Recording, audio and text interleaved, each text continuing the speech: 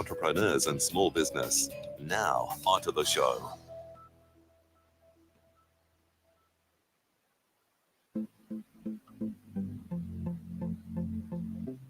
This is Women in Leadership Podcast, featuring success insights from women around the globe. Now, over to your host, Anne-Marie Cross. And welcome to another episode of Women in Leadership Podcast. This is episode 118, brought to you by Podcasting with Purpose, helping you to stand out, be heard, and become that influential voice in your industry with a podcast. And I'm your host, Anne-Marie Cross, the podcasting queen. Now, my guest today says, if you fear it, it means something to you. Push through the fear. I love that. And joining me on today's show is Nikki Shah. Nikki is the founder of My Muse. She's an inspirational speaker and an adventurer. And she has had quite a journey that has now led her to setting up a social enterprise that aims to help other people. Now, Nikki has been directly affected by numerous people close to her being diagnosed with cancer. In fact, several years ago, 3 of Nikki's best friends developed cancer, and her best friend and soulmate was diagnosed with osteosarcoma. Now, years of learning and growth led her to founding the social enterprise to help others in ways that she could not find. So on today's show, Nikki's going to share how her story and the struggles that she had led her to create My Muse and that journey. She's also going to talk about driving a 27-year-old car in the outback in memory of Mike, as well as making the conversation around cancer an easier one to swallow. So welcome to the show. Thank you for having me, Anne-Marie. You are so very welcome. So as we're reading your story and a bit of background to you, first and foremost to say, to have to go through those experiences would have been so difficult. But I love the way that you've now taken that and, in memory of your friends, and now created something that is giving back and being a support. It's being that hope and inspiration and possibility for others as well. So take us back, that story and the struggles that you had and how that led you to create My Muse. Yeah, so my story began a number of years ago when he was my best friend at the time. Mike got diagnosed with cancer, so he got diagnosed with osteosarcoma. And during that time, I was working full-time.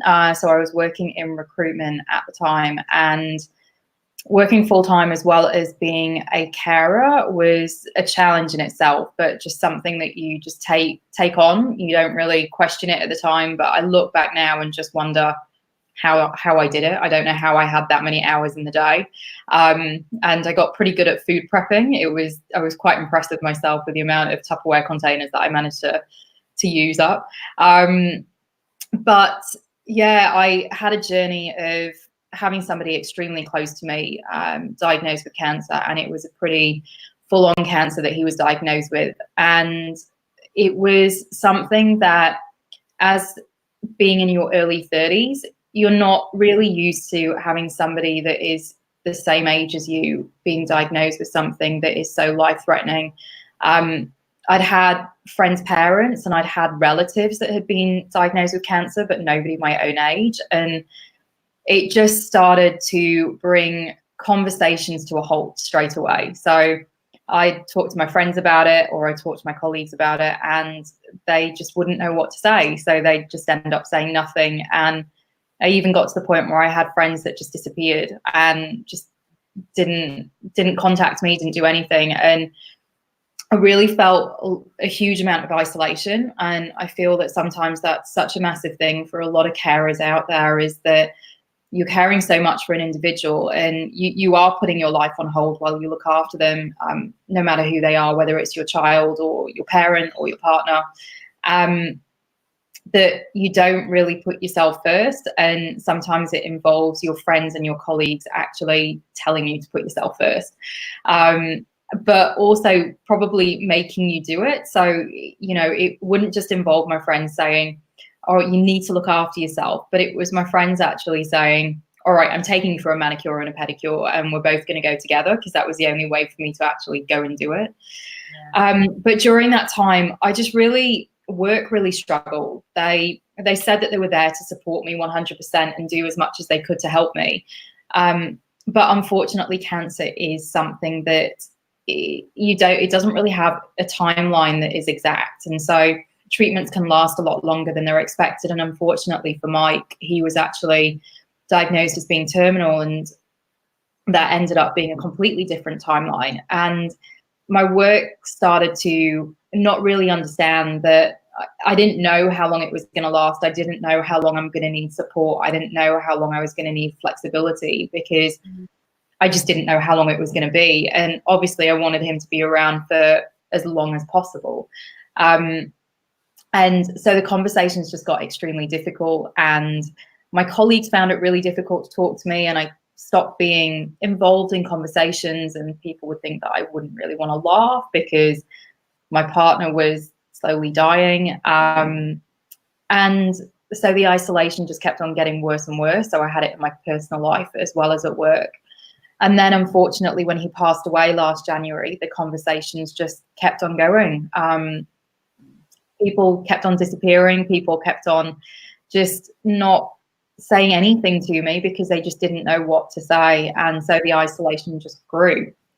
And then I just had more friends that had been diagnosed. I kind of just kept on thinking, how can this just keep on happening, where I've got, you know, a friend that was diagnosed with breast cancer, a friend that was diagnosed with testicular cancer. And I'm just going, that's 3 of my closest friends that have all had this happen to them. The other 2 have finished their treatment and they're doing extremely well now. So, you know, they had the great ending from their treatment. So that was really nice to see them and see them both flourish and see them continue on with their life, even though it's probably quite different from what it was before they were diagnosed. But my life took a huge change. So I decided to step away from that full-time job that I had and really try and sit down and see what was important to me and what I wanted to do and where I wanted to make a difference. And I then decided to create my company, My Muse. So, so that's how that all started. So tell us about what My Muse is. So My Muse was set up purely from those conversations that I really struggled with at work and my directors really struggled with. And it's about bridging the gap for employers and employees that are going through that cancer journey, or might be carers going through that journey as well. So helping employers understand where the conversations can really help, but understanding the psychological effects and also the physical effects. So I've got a team of specialists, of psychologists and oncology specialists and HR managers, and we've all been able to create education pieces and training that have been able to be delivered to different companies within Australia and different corporates within Australia, for them to be able to navigate how to have somebody going through cancer continue on in the workforce. Because a lot of people and a lot of companies just assume that you're either going to carry on as normal and you'll just take a couple of days sick leave, or that you'll take a significant amount of time off, for example, 6 months off, and then come back once your treatment's finished and everything will be back to normal. And everything isn't back to normal. Everything is a new normal. And so just the whole conversations that go around all that, and also understanding, being able to be a support to the rest of the team, because it might bring up things for the rest of the team that you've not even thought about. Somebody in the team might have lost somebody to cancer, and it could bring up all sorts of emotions. So it's being able to have a holistic approach to the workplace. And all I try and say is, think of mental health 10 years ago and nobody would talk about it in the workplace. It was such a taboo. That's where cancer is now. And the statistics are it's going to be 1 in 2 Australians are diagnosed with cancer by the age of 85. Wow. So every single person is going to be touched in one way or another. And pretty much if you ask anybody, they'll know somebody that has been diagnosed with cancer. So we all should be having that conversation. We should all be able to be okay with having that conversation and okay to feel that we can support somebody. But we're just not equipped at the moment. No. And, as you were sharing, the journey that you went through and how people rather than having a conversation because they did not know what to say. And let's face it, sometimes as individuals, when we don't know what to say, we choose not to say anything because we don't want to cause any more drama. We don't want to cause any more stress or sorrow because of what that person must be going through. But I'm sure looking back, even just knowing that people were supportive, even just saying to people, look, I don't know what you're going through, but I just want to let you know that I'm thinking of you and I'm here if I can ever support you in any way. And I don't really know what else to say. Sometimes that can be a huge support to you, can't it? Because you know then that, hey, I'm not on my own. People are thinking of me and they are aware of what I'm going through. What would be some of the other things that perhaps people could have done that you can share? Insight's such a great, or hindsight's such a great teacher, I think. But also too, I think with those people who are listening or watching today or the recording that may be in a situation where a colleague or a friend or someone close to them is going through this, how better can we support them? So I'd say that some really, really good things that I had people around me do was actually say something that they were going to help with. So instead of just saying, I'm here if you need anything, then actually giving a task that they were going to help with. So one of my friends picked up my car and took it for a car wash, which seems like the strangest thing to do, but my car was filthy and it was doing my head in as to how filthy it was. But I didn't have the time to go and clean it. And so my friend just took it to the car wash for me, or my friends would pick up my dry cleaning for me. If I was in the hospital, my friends would say, you know, is there any food that you need picking up? I'm in the supermarket right now. Do you need some fresh milk? And it was just that sometimes thinking on the spot and just saying, okay, you know, I'm here right now. You don't feel like you're really putting somebody out of a huge amount of inconvenience by, if they're in the supermarket already, then, you know, they can grab something for you and just help you out. Yes. But then when things were really, really tough, it was being able to, like one of my friends just said, what's your favorite takeaway place? Let me get some food delivered for you. Because they knew that I wasn't wanting to cook for myself, or one of my friends just filled my freezer full of food that, you know, meant that I wouldn't have to cook for myself after being in hospital all day. So it was little things like that. One of my other really good friends did just came over to my place with each morning because I'd need my coffee to wake up, and would come over to my place each morning and just send me a text message and say, there's a cup of coffee for you outside your door and a croissant. I'll be in my car for the next 5 minutes if you want to talk. If you don't, then enjoy your coffee and I'll come by tomorrow. Wow. And that was when Mike passed away. And I just needed that. I needed people to acknowledge that I was going through something super, super tough, but then at the same time, help in the way that they knew how to help. You know, it doesn't have to be this huge extravagant thing of taking somebody away for a weekend or anything. Like just that cup of coffee made such a difference to what I was going through. Meals, you got really good at meal prep, but bringing down meals, doing washing, ironing, whatever it is, the simplest of things can make a huge, huge difference. A cup of coffee, it's outside your door with a croissant. Those kind of small things can certainly add up. Now, what you've done too is you drove a 27-year-old car in Outback in memory of Mike. Tell us about that. How long ago was that you went on that journey? So I actually completed my second rally last month. So I just finished it last month, and I participated in something called the Mystery Box Rally, where we raise money for Cancer Council research. So all the money that's raised goes to Cancer Council research. And this year we actually managed to raise $1,030,000. So that was about 350 people that managed to raise that much money, which is just so spectacular. And it all came about that one of my extremely good friends that lives in Melbourne called me up last May and just said, so you know how you've said that you wanted to do something different? There's this rally going on in the Outback and you have to get a really old car and raise money for Cancer Council research. Do you fancy doing it? And I think I was actually probably, you know, not really knowing what I was doing in my life at that point, and just went, yeah, okay, why not? So I signed up for it, and the next thing we're searching for it has to be a 25-year or older car, and it has to be a 2-wheel drive. I don't know anything about cars. I'm not a mechanic. I just know how to change a tire. So doing this was a pretty huge challenge. But yeah, we managed to find a car on eBay for $350, which actually ran. And we, took her on a rally last year. So we started in Mildura last year. And the whole thing with a mystery box rally is that you know where you start and finish, which last year was Mildura and this year was Byron Bay. But you don't know where you go each day. So each morning you wake up and you get briefed and get given a map as to where you're going.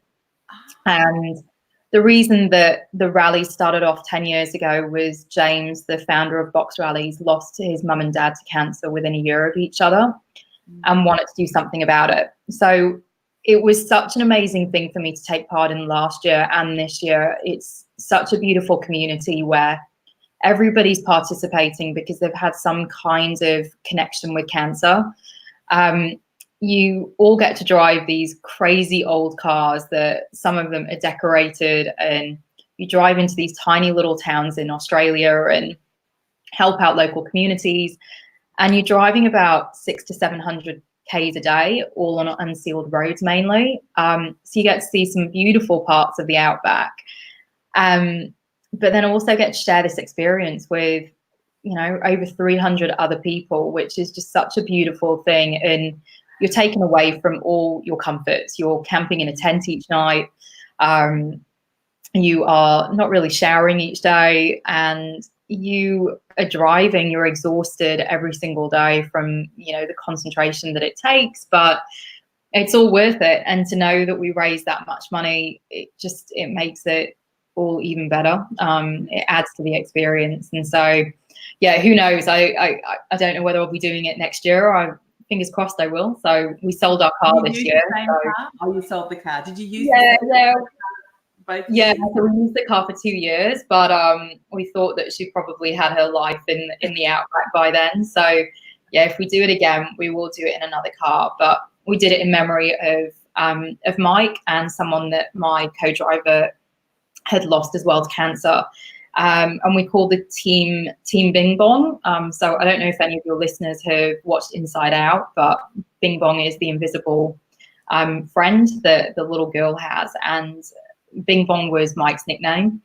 Don't know how it came about, but it did. And so he was our invisible friend while we were driving through the outback. So had a little stuffed teddy Bing Bong that was on the front of the car. Yeah. Oh, amazing. And it's incredible how, often there are other events such as this, the Outback event that are, that also stand, they have a voice, they've got a message against it for a similar, topic that, obviously my muse and you are really spearheading. So it's great to be able to collaborate and together with 350 other people, making such an awareness, but also, participating in raising funds for a very, very worthy cause, making the conversation around cancer an easier one to swallow. I think just being able to speak with you today, sharing your stories, sharing your journey, and also through my muse, how can we support people who are experiencing that, whether it's themselves or perhaps a close and a loved one. What are some of the key things that you continue to share when you do speak, when you do get out on stage, that perhaps you might not have already had an opportunity to share today? What are some other things that you want to contribute to this conversation? Well, I guess it's also just the fact that I took something that was so traumatic and something that was just, it affected my life in so many different ways. And if you'd have asked me 3 years ago, I never thought that this is what I'd be doing for my job now, that I'd be talking about cancer every day and I'd be talking to people that are going through their own journeys or have a colleague that's going through a journey. And it's something that has it's evolved over, a couple of months of really just sitting down and figuring out exactly what I wanted to do and that I wanted to keep on helping people. And my muse came about that way. And it's just, as much as it is such a topic that is still so taboo, I get so much energy from it every single day. Every meeting that I have, I walk away and I'm just like, if I can make a difference to one person from that conversation, that's why I'm doing this. Of course, you know, it's important to get the message across and work with big businesses, but even just having that one conversation with that one person can mean that they can talk to their friend a little bit easier, or that they can talk to one of their colleagues a little bit easier, or their family member. And that's where I feel that although my muse is targeted towards companies, you know, it's also a company's responsibility that we all pretty much work 24 hours a day now. Like, our phones are, you know, glued to us, our laptops are glued to us. And so companies also have the responsibility that people don't switch off when they leave the office. They continue to work. And so it's important that you do look after an employee's well-being in general. So looking after their mental health, but then also looking after being able to have these open conversations with them and being able to give them toolkits that they can then go home and potentially use in their personal life if they're going through something as well. So that's where, although my muse is targeted towards businesses, it doesn't stop there. And it's such an important conversation. And the more that I talk about it with companies, they go, oh, this isn't something that we've actually thought about before. So I'm kind of opening up their eyes to something that they've just not even considered, but known that it's there. We're all very good at talking to somebody or looking after somebody, for example, if they've got a broken leg or a broken arm, and assisting them and, you know, picking up their shopping for them or whatever. But I always class cancer as one of those invisible illnesses, like mental health, and people don't see it. People might see the treatment, you know, the things that happen from the treatment, like losing their hair or losing weight, but the things that are happening internally to a person, people don't see that. And it's remembering that that person is going through a huge journey, and they're not going to be back to normal. They are going to have a new normal, and that potentially is going to be very different. And it's being able to acknowledge that and being able to support somebody to navigate that is going to be their new life, which is really hard. You know, Mike, when he was going through all his treatment, he had to have a lot of surgery as well. And he lost the ability to do so many things that he loved. He couldn't snowboard anymore. He couldn't really go swimming anymore. And it's even things like that they impacted us, and they impacted him hugely. So it is people really just taking a step back, and looking at the bigger picture, looking at that person as a whole, and not just the fact that they're going through chemo treatment or radiation treatment. Yeah, and that's so true. And then, of course, you've got the impact of the families, as you said, the caretakers, the people around them who are seeing this, and so often they're struggling to know what to say to those individuals, but then having to carry on as part of normal going to work and so forth. As we know, when we're worrying and we've got anxiety, or, you know, we're concerned about someone that's close to us, that impacts our productivity and our performance. And I think if the organisation is aware of that one of the staff members is a primary carer or is close to someone who has, you know, this journey ahead of them, what sort of environment can we create? Can we do something to better support them, so that, they do feel supported in work? Because let's face it, we spend so much time at work as, you know, employers, as companies. We want to make sure that we are providing the best support, and that impacts those around them too. And often we, as I said, we just we tend to switch off, or if we won't talk about it, then it won't exist. But as we know, that certainly is not the case either. So share with people, how can they find out more about My Muse? I'm assuming that there's lots of information on the internet. What's the URL? How best can they support you and get more information? Yeah, so you can go onto the website. So the website is just mymuse.com.au. And then on there are different, there's different articles, there's webinars on there, there's a description of the different programs that we run. On there, you can actually contact myself directly or contact the rest of the team at My Muse as well. and talk to us directly. So if you're an individual that's going through something, or if it's something that you think that your company would like to have a chat about and talk about, then that's something that we can do as well. I also do keynote speaking and talk at different conferences, etc. So if anybody does want to open up the conversation in those spaces as well, I'm happy to do that. It's obviously a topic that is pretty tough to talk about, but it also shows that you're thinking, you're forward thinking. So, you know, having these conversations now is pretty important. And yeah, it's crazy. My calendar's already starting to get filled up for 2020, which is scary. Like, just the thought that you know, you're obviously getting the message out there, and people are recognizing the impact, the positive impact that you know, that my muse and that the stories and the information you share is having on the lives of many, many people. So thanks so much, Nikki, for coming on the show. It's been such a pleasure and honor to speak with you today. Thank you so much, Anne-Marie, for having me. You've been listening to Women in Leadership Podcast, brought to you by podcastingwithpurpose.com. Stand out, be heard, influence. Want to influence real change with your own podcast? Access our free podcast training, including our no-cost and low-cost tools and podcast production workflow checklist to get you started at www.podcastingwithpurpose.com/mini training.